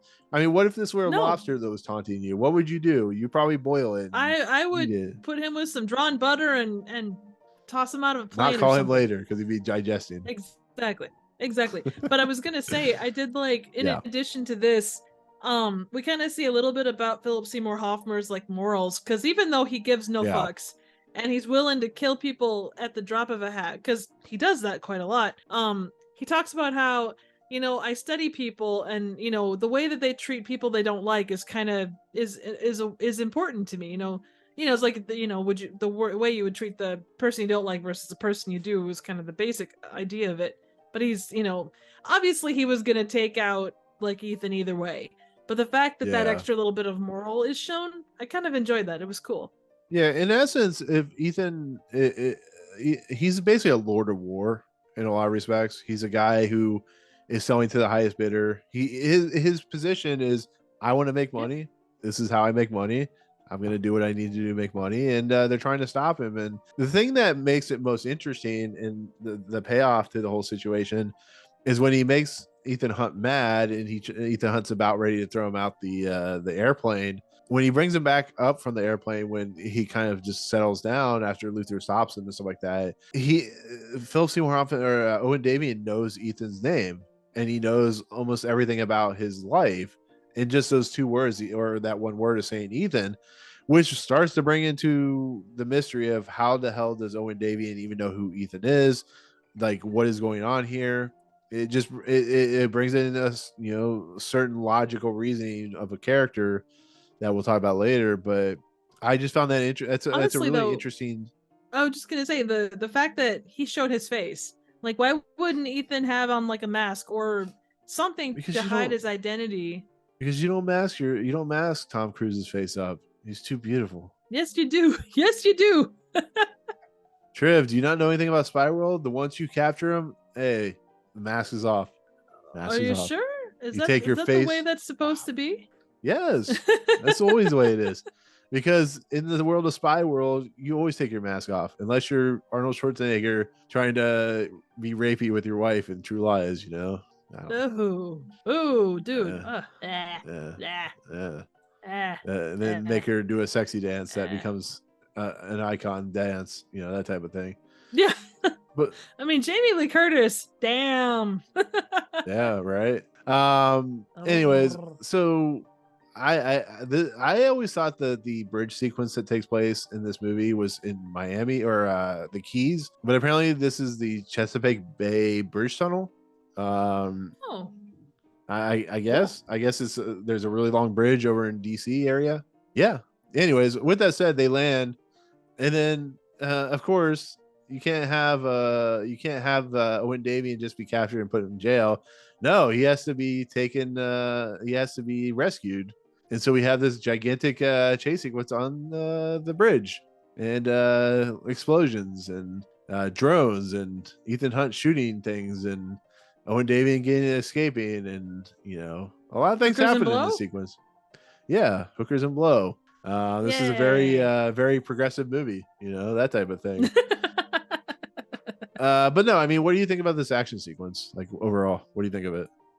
I really enjoyed it. I thought it was well done. There's definitely a lot of suspense. The fact that the one helicopter, you get the drone flying around doing its thing, Yeah. but then you get the one helicopter that kind of sneaks up from behind him, and you expect like the Right. Jaws theme to start. I thought that was pretty awesome. Well, I also like that Ethan Hunt apparently can jump from very far away to other sides to, when bridge collapses, it doesn't matter how far Ethan Hunt can jump it like a superstar. Absolutely.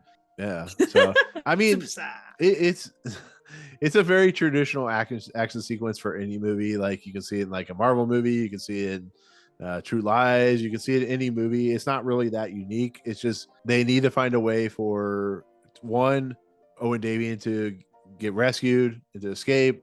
2, to put Ethan in a predicament by his wife being kidnapped. 3, they have to go on another mission to recover the rabbit's foot. And 4, just to blow shit up. That's basically what this whole sequence is. There's no other rhyme or reason for it. It's just they went, how can we blow shit up? And that's exactly what they did. Yeah, And absolutely. it's great. Yeah. I did really enjoy too the phone that they used to Uh, break Philip Seymour Hoffman out. That was pretty cool. Like just the yeah. spraying of it on, it froze, and then they just kind of busted everything. Right. Yeah. There's no explanation. It's just like, hey, we have destructing sidewall foam that you spray on. Absolutely. Will 10 never seconds be seen later. again. Right. Right. Yep. No, yeah. And that's actually true. You never see that again. That's what makes me laugh. Like every movie has like this cool tech, and the only thing that survives every movie is face masking. Yeah. Like nothing else But survives. they No other do tech survives, just face masking. exactly. I will say though, I enjoy the fact that they use it, but I felt like they used it right. Like it wasn't like where two Like, used it like all the freaking time. They used yeah. it in good places. You know? Yeah, and like 4 uses it to pretty decent effect. It uses similar to here. Like they have it's a really good scene how they use it, but I mean, yeah, they use it to like good effect. I mean, this is the kind of tech, the stuff they're using feels like a very spy type of situation Oh when it yeah. comes to tech. So it doesn't hamper. It's just it's funny like if they can make masks that are so realistic that it would, I think we talked about this in part 2. What's the point, like, you walk around and who is, somebody could be masked or whatever, you just don't know. Oh, absolutely. And yeah, but I will say Ethan, just real quick, yeah, one no, last yeah, thought yeah. on the face thing. Like I did enjoy with Philip Seymour Hoffman's mask. Yeah, exactly. Face off. The mask that they had, like they put it on him, and it was clearly an actual mask. It wasn't Philip Seymour Hoffman. So they were like trying to be like, okay, we're just gonna check everything, make sure that everything is glued on, and then it's gonna look perfect. I like the fact that they took the time to do that, even though it was kind of goofy and how it was done. I can't remember what movie it is or whatever it is, but I love that they put the mask on and then they have something block as they're like repositioning the mask. They'll like do one scene where they go behind, like, well, I don't know, Luther Stickle or something like that. He's slowly putting the mask on. They'll go behind another character, and he's just kind of doing this with his face, just to kind of think that it's like there's no creases, there's no lines of the mask anywhere. It's like when when Spider-Man puts on his mask in like Spider-Man 2 or whatever, and once he puts it on, there's like never a crease or an opening where that mask is. And the same thing here. It's just like you can tell this Philip Seymour Hoffman's going, uh, I'm gonna yeah. clip that and like I don't know, turn it into something funny where you're just like, Oh yeah, yeah. Gif it like, I um, love right. No, but basically at this point, Ethan Hunt's got 48 hours to recover the rabbit's foot. Once again, we're never given an explanation what the rabbit's foot is. It could be a little rabbit's foot that causes, like, 12 monkey style, end of world scenario. We don't know, but whatever it is, it's never fully explained. The thing that he like breaks out of Shanghai, like it's not even really supposed. I guess it's not even really the rabbit's foot, but he's given 48 hours to retrieve Dude, you it. know what the Very rabbit's foot is? It's the anti-god. scary It's an rabbit. anti-god. It's a, no. It's the scary rabbit from Holy Grail. Ah. So funny. So they gotta It's get the the they gotta foot of get the bunny with the the holy bomb, the holy grenade. yes, exactly. The holy Is hand that grenade what of the canister Antioch. so is that what the canister that he steals from the Shanghai? It's the holy hand grenade. Absolutely. Thou shalt count to 3. Thou shalt not proceed to 5. 4 is right out. Thou shalt continue on from 2 to 3. Thou shalt not go to 4. 5 is right out. 1, 2, 5. 3 star. 3. 3. Oh my god. So they basically make it known that they're gonna kidnap Julia.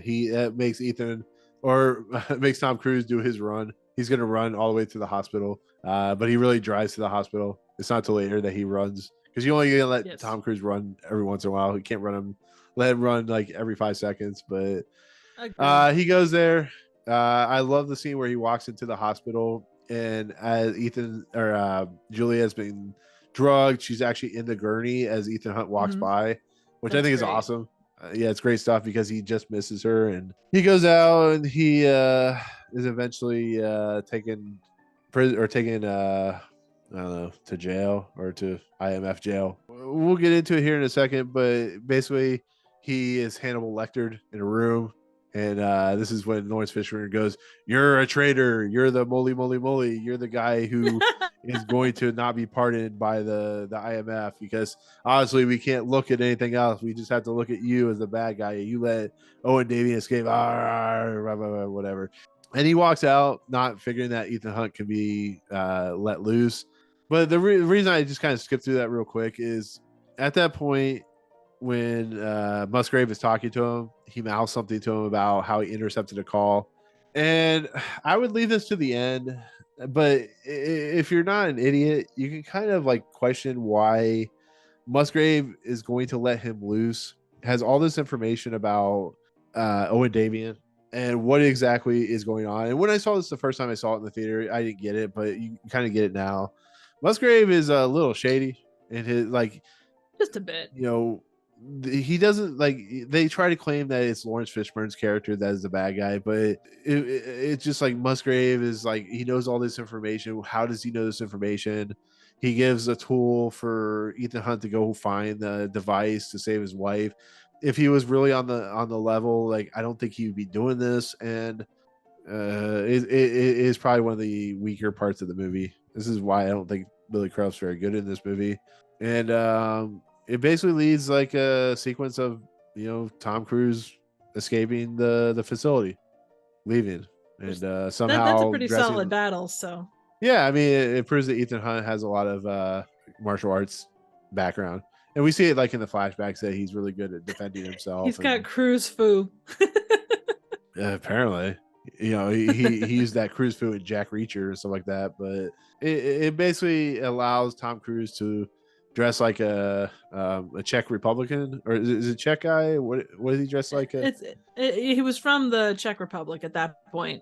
It's Czechia now, but yeah, is that what he's dressed Republic. As? Yeah. He looks like a hippie, basically. Right.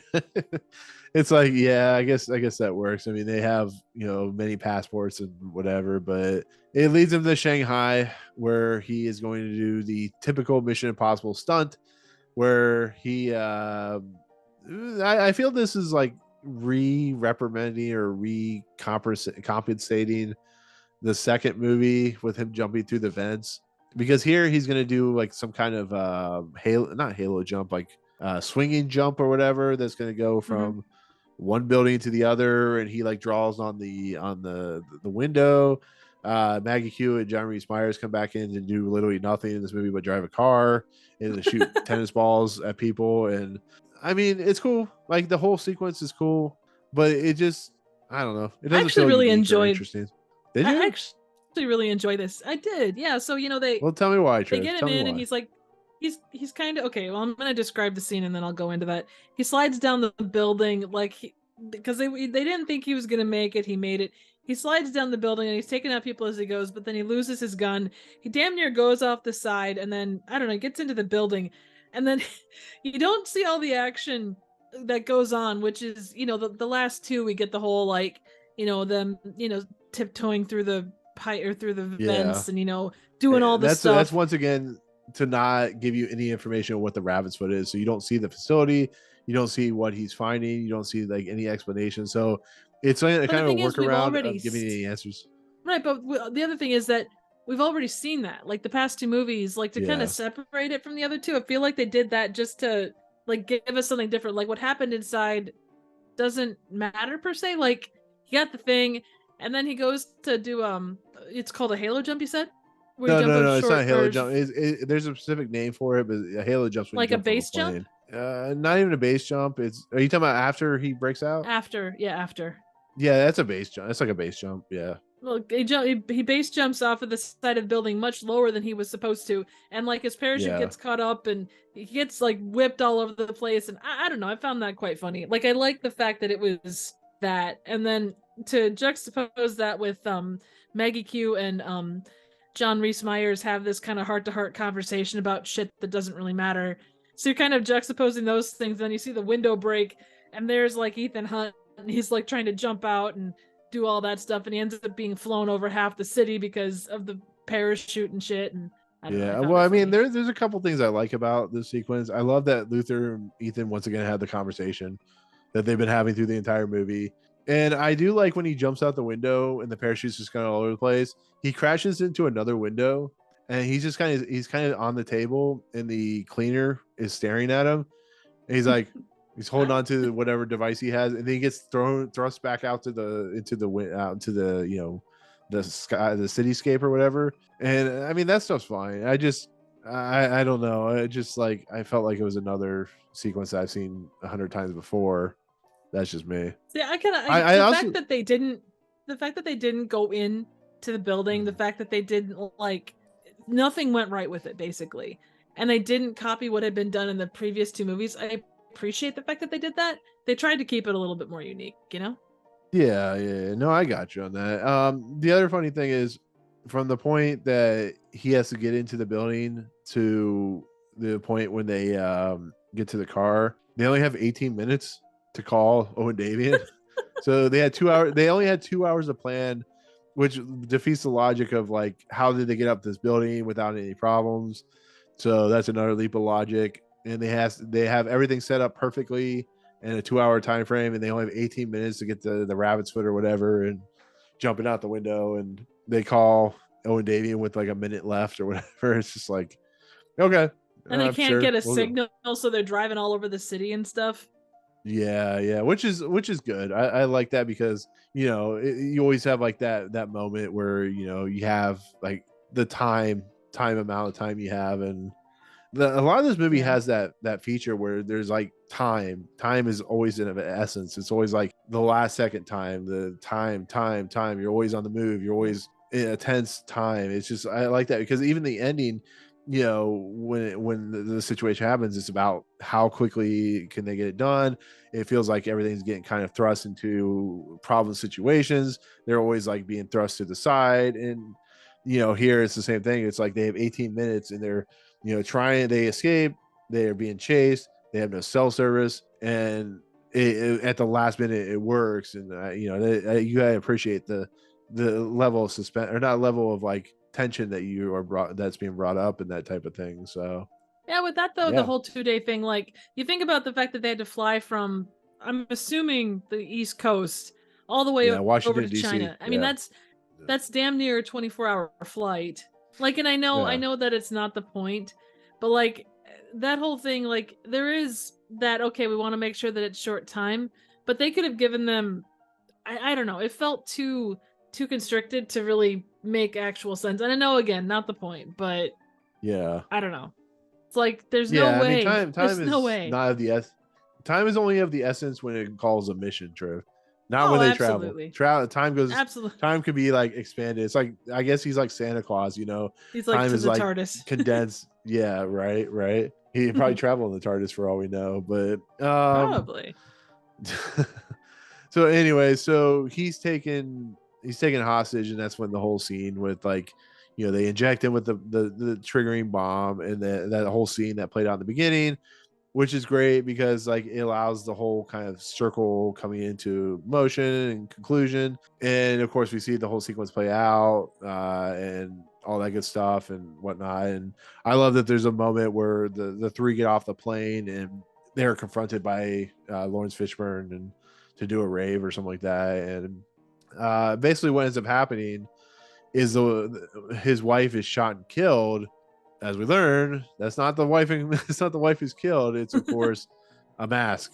Once again, that mask Da, is da, like lifelike. So da. right, it's the Very. interpreter, and everything that happens is Musgrave is the bad guy. He's the mole. He's the spy. He's been given Owen Davian all the information so that he can do his evil plan. I don't know. It's like okay, Musgrave, you become the random villain of the week, whatever. Yeah. Go be in Big Fish or something. I don't care.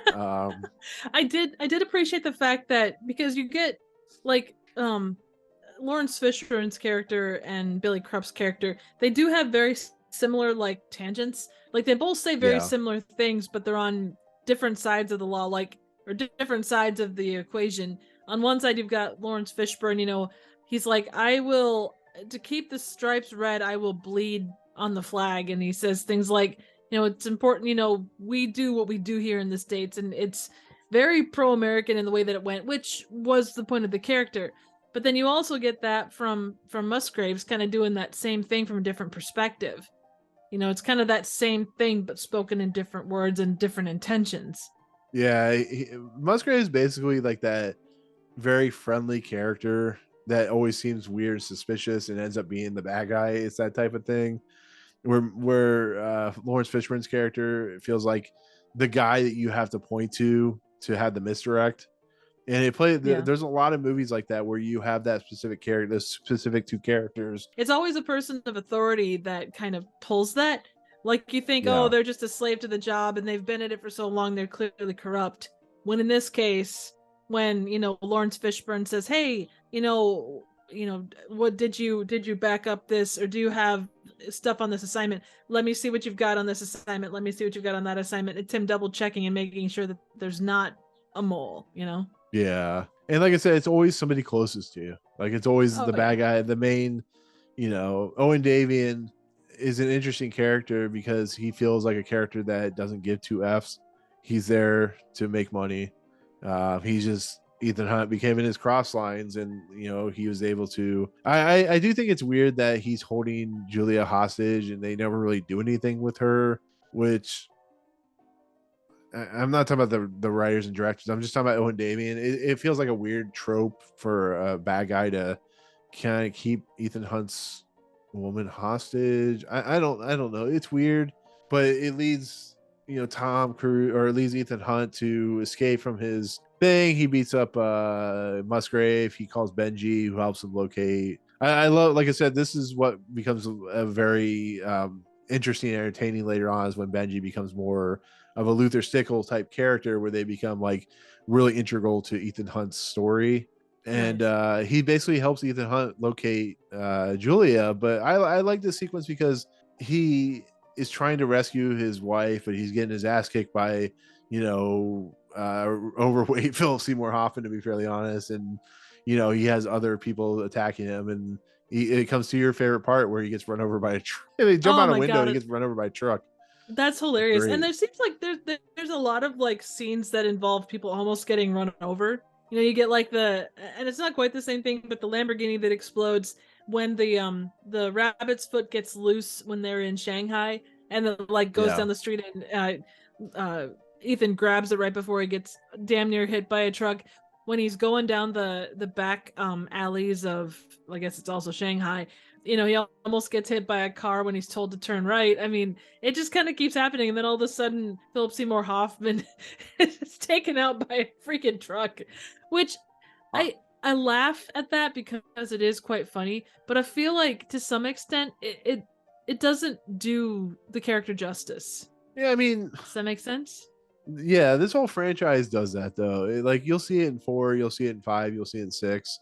Like the way the characters die is so absurd. Like the first movie, John Voight's character dies by helicopter exploding and he falling on the train tracks. Doug Ray Scott's character dies because he falls in sand. He tries to shoot Ethan, and Ethan does the quick slow motion turnaround and shoots him. And I mean, these characters die, but like the whole point is just like the idea of these villains are absurd and what they're doing, and they're just like by the book villains. I mean, I love Philip Seymour Hoffman, so I think he's great. He's just a great actor, so it works.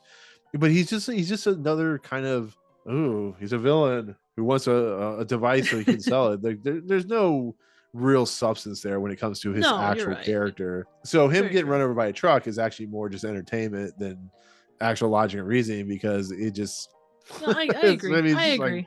It's like you look at like, and I guess it's 2023 mentality versus 2006 mentality, but like you look at the way that the really like the head bad guy goes out, and it's always it's more Doug Ray Scott than it is the way Philip Seymour Hoffman goes out. Like it comes down to that last battle where they're just beating each other, the shit out of each other, and it's some very poetic way that they go down. It's not random truck by some random nobody comes up and turns him into I don't know, road pizza or whatever, Well, yeah, and like if you ever watch Bullet Train, there's a great sequence where like one of the characters gets hit by a truck, but how it plays out is really funny. But the other thing that's kind of nice is like Ethan has the thing triggered in his head, the bomb, and he basically has Julia electrocute him and stuff like that. And I like that because she has to wield a weapon, she has to like take on a couple bad guys. But I like the fact that one of the main bad guys, the John Musgrave character, I don't think he was gonna shoot her or anything, or maybe he was, but she mistakes him for like the one of the bad guys, and she just shoots him like not even cold blood, just by him, because he scared her or something like that. And that's a kind of a cool way to go out, because Yeah.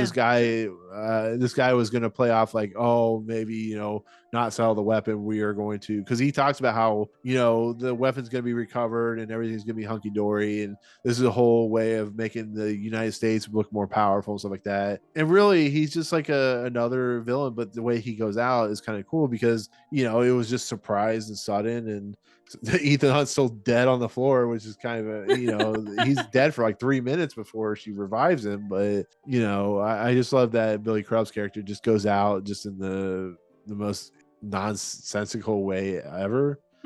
I mean, it's great. It's like it's not even absurd. It's just like died. She mistaked him. He died and killed as he him lived. as an idiot. Yep, basically. But I like when she's like trying to bring him back, and she's like pounding on the chest and stuff like that. And then when he comes back, he just like raises up real quickly, grabs the gun, and just like points it like he's trying to protect her. And I'm pretty sure that wouldn't happen, but in this world of Mission Impossible 3, it does. He comes back to life and is able to use a gun right on the spot. So yeah, it's good so stuff. cute that he's trying to help. Right. And then he walks down and tells her everything. He just tells her everything. It's all top secret, but I'm going to tell you everything about my life because we now have the conclusion, and you've been through hell. And I did also like the way that they were kind of making fun of Impossible Mission Force being the name of the thing. Like that was yeah, because it's so effing moment. absurd. Oh, it is, like, but it's from the 60s. It's everything was absurd in the 60s. I know. It's like I know you. It's like some of the stuff we watch in the Twilight Zone. It's like some of the stuff they say is so absurd, and it just the way it is. I just think it's funny. It's like they're impossible. They have emissions force. It's just like well, it is what it is. But it ends with like him being kind of not really relieved of his command, but he's given like a pardon or whatever, and he goes off to be with his wife, and they'll tell about the rabbit's foot when he comes back from vacation, and it leaves with them just walking down the hallway, smiling, and goes to black and goes to credits, and it's a very sweet moment. They hug Ving Rhames because that poor guy got raped by a guy in Pulp Fiction or whatever, and he's so angry about it.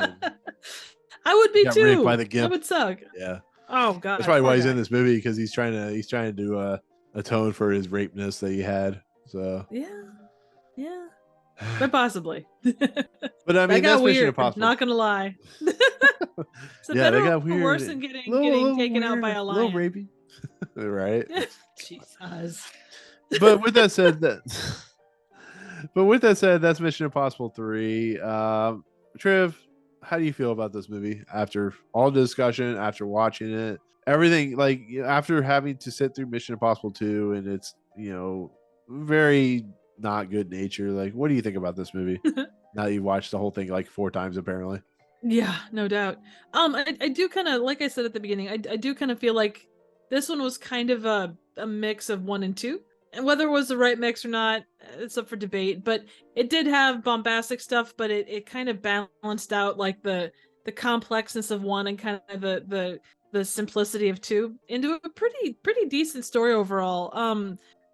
Could things have been better? Yeah, but I think they chose right in a lot of cases. I mean, Philip Seymour Hoffman, as we've mentioned, was a fantastic addition. He made it fun. There was actually a lot more humor than I remember. Like, and whether it was intentional or just unintentional or my own silly, goofy, sick head finding funny things that, Yeah, I mean that's a J.J. Abrams kind of people he works with mentality. Like if you look at Star Trek, the 2009 movie, the Oh yeah, remake, yeah, it's you're the same right. thing. Like there's a lot of like seriousness in there, but there's a lot of humor. And I think it also helps that Simon Pegg is in this movie and he's a funny guy in the 11th. Like it really helps Oh this series yeah. along where you have a guy like Simon Pegg who can add a little bit of humor to a what could be an essentially a very dark franchise. And I just love that. And I just love that it's absurd, it's ridiculous, but it's still entertaining. It doesn't Oh, feel hugely so. like it's not the highlight of the series.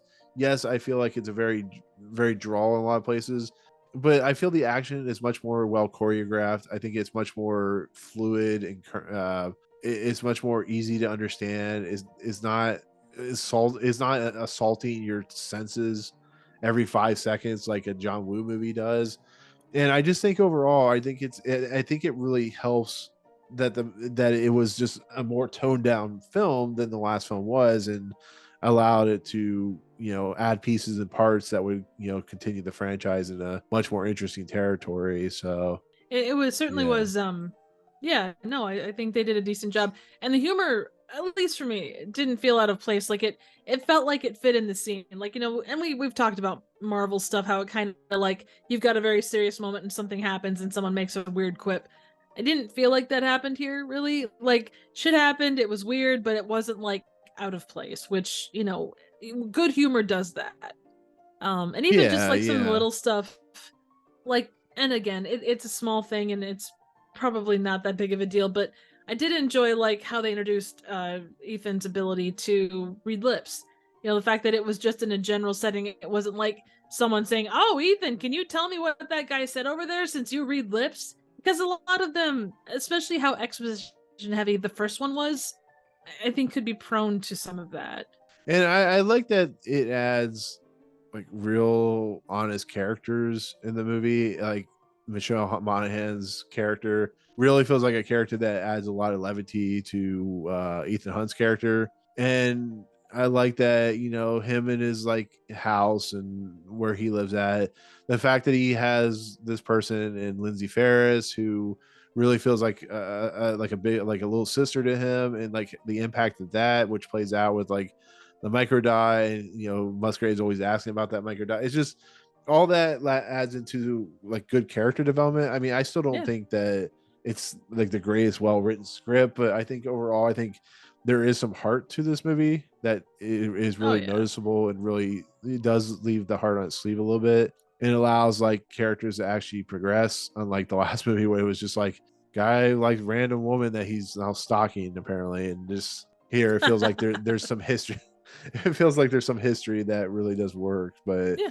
like I said, it's hard to love this movie after what 4, 5, and 6 do. So that's just kind of where Oh, I of land. course. I'm excited So to see what comes next, honestly.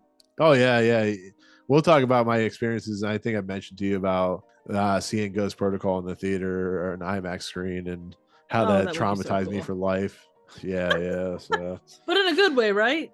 Good trauma, I yeah? mean, yeah, I mean, if you want to call watching a 6 foot story Tom Cruise hanging off the side of a building good, Well, yeah. sure, why How not? is that anything but good? I mean, the man is only like 5'5". Well, I mean, 6 stories tall, he's like 5'7". So I True. mean, That's very true. yeah. So but anyways, yeah, I do like this movie. I think it's fun. I think it's entertaining. It once again starts a trajectory of this franchise becoming probably one of the premier action franchises on the market. I mean, this is a movie that made $400 million worldwide. I do gotta bring up this is something I didn't talk about earlier, and I completely Yeah. forgot about it. This was also a movie that had a lot of controversy because this was at the time that the South Park episode "Trapped in a Closet" premiered, Oh and it shit. basically, you know about this episode, right? Yo, yeah. Very Yeah, it's well. very famous. It has Tom Cruise in it. Yeah. Anyways, apparently, this is rumored, but Tom Cruise denies it, that he had them cancel that episode, or he would not promote Mission Impossible 3. And on the other end, the South Park fans were going to do that thing with Mission Impossible 3 and not go see it, so they were going to whatever that's Boycott it. called, yeah, Boycott. boycott it. Yeah, and then there was a thing where like they built boxes that would play the music of Mission Impossible 3, and then people thought they were bombs, and it became a whole mess. It was the start of Tom Cruise's decline for like 10 This years or crazy whatever. period. Yeah, basically. But this was like the last movie before that was like a true thing. But I mean, it made $400 million worldwide. It was really successful. Once again, it will lead Yeah. into the 2011 movie Ghost Protocol, which completely changes the tone and landscape of Mission Impossible. And it's nice to watch a movie and not feel embarrassed by what they're trying to do. It really is. So I just wish No, John Rhys absolutely. Meyers and Maggie Q had more to do. So Yeah. And the thing is, in any movie, you're going to have those characters that they're there to fill a purpose, but that's kind of it. You know, they're doing all the little things. yeah, they do that with Paula Patton in part 4. So we'll see. Yeah. But I don't know. I don't know, Triv. I don't know. I can't tell you. All I know is Tom Cruise is crazy. He's trying to recruit me to Scientology. I said no. Oh no, good for you. He threatened me with trapping himself in the closet, and that's Mission Impossible 3. As long as he didn't jump on your couch. Well, I mean, you don't know what he does. Maybe he came over and jumped. He gave me a cake or whatever he did for Henry Cavill. So, oof.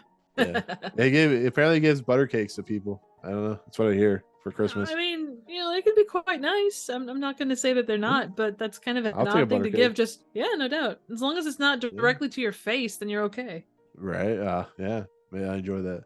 No. Anyways, that is Mission Impossible 3. I think we can both consider that a pretty good step up from Mission Impossible 2. And Triv, now that you've seen all the Mission Impossibles that you have seen ever, how do you feel about going into the next movie? Are you excited? I'm excited to see. Oh yeah, absolutely. My sphincter is ready. I plan to laugh, cry, and hurl. And all at the same time. Yep, and I wonder if Tom Cruise blows goats, because someone has proof. Sure, we'll go with that. But I'm really excited to see you go through the rest of the series, having never watched any of them, see how you truly think, see it from a different perspective than me, who has seen all of them multiple times. But yeah, so we'll look forward to that in a week when we get into Mission Impossible Ghost Protocol, directed by Brad Bird. Trev, awesome as always. I see you I talk to you every day, so I know you too well. But that's good. You have you have a theater that you're going to give to me eventually, but before you do that, you have content. You just posted a video in the recent week. Where's all that at? You can find me here on YouTube at Trivial Theater. I do quite a wide array of random, obscure, and straight up bad movies. Last week I posted a movie called Bloodhook, which is essentially a fun little slasher about a guy that kills people with musky lure. Highly suggested. Come over and check that out. Excellent. I can't wait to see it. I cannot wait to watch it. Yeah, because you make great videos, Triv. We joke, but you make great videos. So. Yeah. And yet you want to buy my theater and set up your freaking porn emporium. Well, I mean, I have standards, Trev. I have standards. So do I. That's why I have my theater. Right. But with that said, I am at Movie Emporium, of course. I have content. Trev, of course, is my crazy co-host that does Twilight Zone reviews with me and Jacob Anders reviews. So look forward to that. I think we just it's a crazy week. When this video posts, there's many multiple videos of Jurassic Park and Mission Impossible and Indiana Jones and other stuff. I'm so exhausted right now. These videos take forever to edit, so I'm having a time right now. But they're fun. Just think about how much you're upping your editing skills. I don't know about that, but we'll just say that I've definitely seen the results of my sadness. No, I'm just kidding. Anyways, my poor cat. No, I'm just kidding. But anyways, find all that there, all that content. We'll follow Triv's content. All that fucking content. Yeah, exactly. So without further ado, we'll see you guys next week for Mission Impossible Ghost Protocol. But with that said, we're out. We'll see you guys later. Dun, dun, dun, dun, dun, dun, dun, dun, dun, dun, dun, dun, dun, dun, dun.